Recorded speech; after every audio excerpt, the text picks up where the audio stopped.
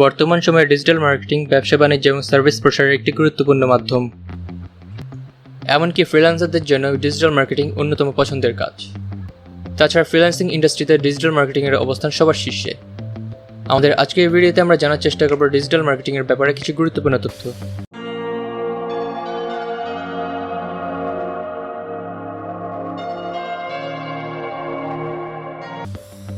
Digital marketing বলতে বোঝায় ইন্টারনেটের সাহায্যে কোনো ডিভাইস ব্যবহার করে কোনো পণ্য বা সেবার প্রচার এবং প্রসার ঘটানো।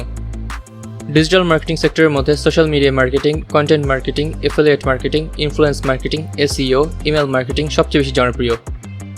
সোশ্যাল মিডিয়া যেমন ফেসবুক, টুইটার, ইনস্টাগ্রাম, লিঙ্কডইন ব্যবহার করে বর্তমানে বিভিন্ন পণ্য বা সেবা অডিয়েন্সের কাছে খুব দ্রুত পৌঁছানো হচ্ছে।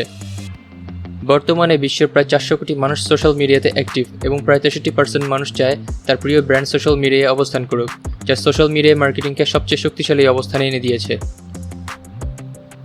আমাদের দেখা ছবি, ভিডিও, আর্টিকেল, অডিও সবই কন্টেন্টের অন্তর্ভুক্ত। এরকম বিভিন্ন কন্টেন্ট মার্কেটিংয়ের জন্য সোশ্যাল মিডিয়া এবং ওয়েবসাইটগুলো মূলত প্ল্যাটফর্ম হিসেবে কাজ করে। অ্যাফিলিয়েট মার্কেটিং বা রেফারেল মার্কেটিংকে খুব সহজে বলা যায় অন্যের পণ্যের মার্কেটিং। অর্থাৎ আপনার রেফারেলে কেউ যদি কোনো পণ্য বা সেবা গ্রহণ করে তবে তার বিনিময়ে আপনি একটি নির্দিষ্ট পরিমাণে কমিশন পাবেন। আমাজন, আলিবাবা, থিম ফরেস্টের মতো প্রায় সব বড় বড় কোম্পানি অ্যাফিলিয়েট কমিশন দিয়ে থাকে।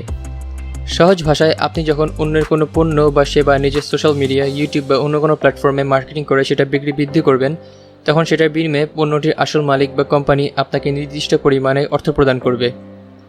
আমাদের দেশেও প্রায় দেখা যায় কারো রেফারেলে কেউ কোনো অ্যাপ ডাউনলোড বা ওয়েবসাইটে অ্যাকাউন্ট খুললে সেই রেফারেল পার্সনের অ্যাকাউন্টে নির্দিষ্ট পরিমাণে অর্থ জমা হয়। এটাও মূলত এক ধরনের অ্যাফিলিয়েট মার্কেটিং।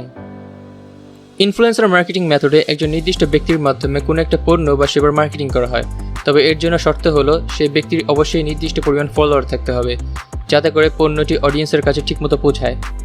বিশেষ করে সোশ্যাল মিডিয়া বা ইউটিউবে যে সকল রিভিউ আমরা নিয়মিত দেখি সেগুলো মূলত influencer marketing. Search engine optimisation বা এসইও হলো কোনো একটা কন্টেন্টকে অপটিমাইজ করে সেটাকে সার্চ ইঞ্জিন রেজাল্টের প্রথম সারির দিকে নিয়ে আসা।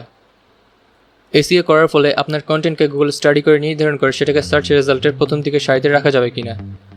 এসইও করার জন্য বিভিন্ন ফ্রি এসইও টুলস যেমন Google analytics, Google Trends, Google search console, Uber suggest প্রচুর পরিমাণে ব্যবহার করা হয়।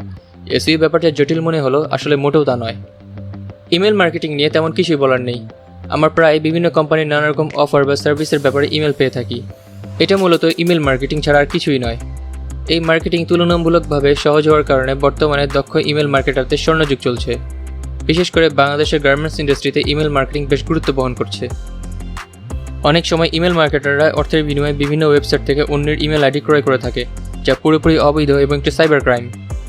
শুধু ফ্রিল্যান্সিং খাতেই নয়, বরঞ্চ ক্যারিয়ার হিসেবেও ডিজিটাল মার্কেটিংয়ে রয়েছে অপরিসীম সম্ভাবনা।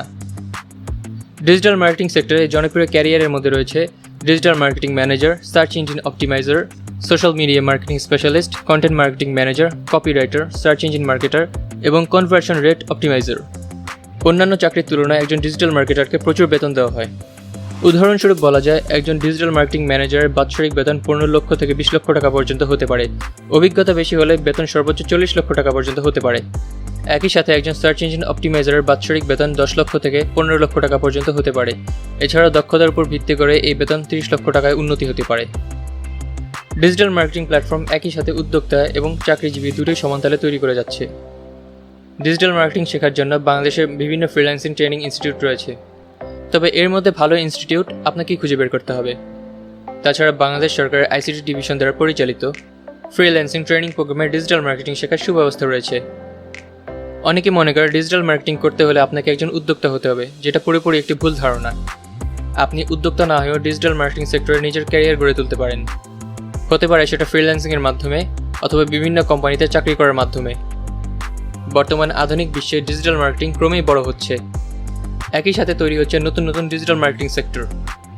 সেটার সবচেয়ে বড় প্রমাণ আমরা দেখতে পাই যখন করোনা মহামারীর প্রাথমিক সময়ে সমস্ত বিজনেস সেক্টরগুলো মুখ থুবড়ে পড়ছিল, তখন Amazon.com-এর ক্রমশ উত্থান ঘটতে থাকে এবং খুব অল্প সময়ের মধ্যে পৃথিবীর শীর্ষ ধনীর তালিকায় জেফ বেজোসের নাম চলে আসে, যেটা দীর্ঘ সময় বিল গেটসের দখলে ছিল।